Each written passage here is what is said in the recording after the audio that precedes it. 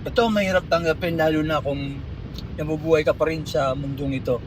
Yung mga bisyo na ating nakasanayan, pag-inom, pag-yoyosi, ay kung matindi-tindi ka, baka nagdodroga.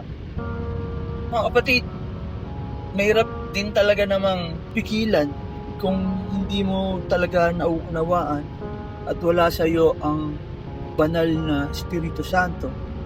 Ngunit kung magme-meditate ka at ilalagak mo ang buhay mo sa Panginoong Hesukristo, kaya eh. Kasi nagawa ko. Alak, sigarilyo, sugal, droga.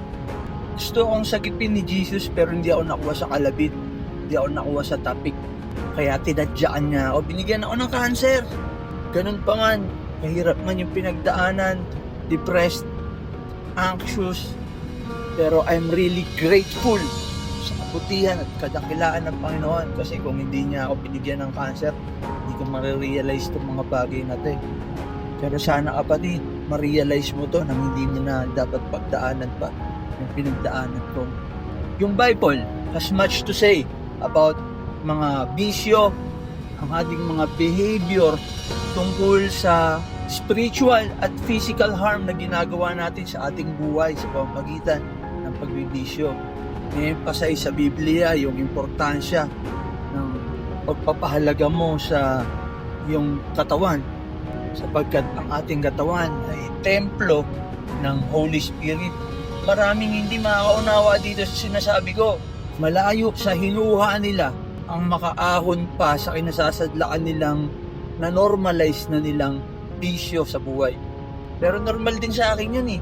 Pero masarap kasi talaga kapatid, yung mag-turn ka, mabubuhay ka ng naaayon sa mga aral at katotohanan ng Panginoon at lalakad ka patungo sa daan ng kanyang kaluwalhatian. Pag-usapan natin yung pag-inom ng alak. Alam niyo po sa Ephesians 5 verse 18, ang sabi doon, "And do not be drunk with wine, in which is dissipation, but be filled with the Spirit." Alam niyo kapatid, pwede naman talagang mag-inom. Diba nga doon sa isang eksena kung saan si Jesus ay umattend ng kasal, nagpainom pa siya ng wine. But yung passage na ito kapatid, in-urge tayo as believers to avoid excess. Huwag mong pabayaang maghari sa'yo yung espiritu ng alcohol.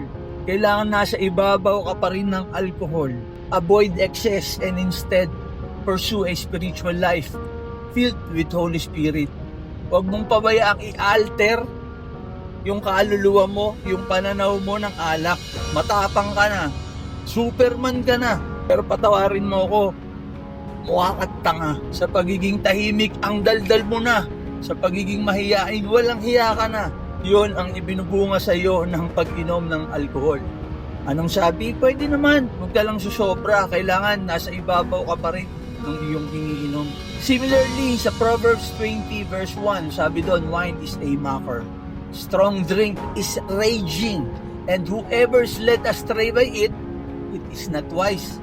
Ito ay nagbibigay ng warning sa atin about the potential consequences of drunkenness at ang kapahamakan na kaakibat ng iyong kalasingan.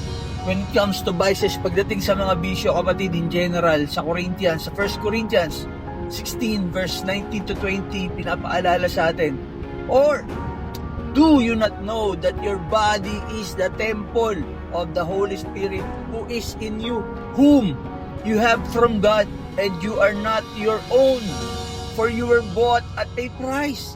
Therefore glorify God in your body and in your spirit, which are God's. Yang katawan natin kapatid, yung katawan mo binili yan ng dugo ng Panginoong Hesukristo. Hindi siya iyapagamit lang sa iyo. Kaya gamitin mo yung katawan na yan to glorify the Lord. Ulitin ko, mahirap maunawaan itong sinasabi ko kapag ikaw ay santak sa bisyo at normal na sa iyo ang bisyo sa iyong buhay. Ultimately, decisions about such matters should reflect a desire to live life that pleases God. Mabuhay ka ng naaayon sa kalooban ng Panginoon. Mabuhay tayo ng naka-align sa kanyang teachings. Sinaya ko kapatid, kaya mo rin yan.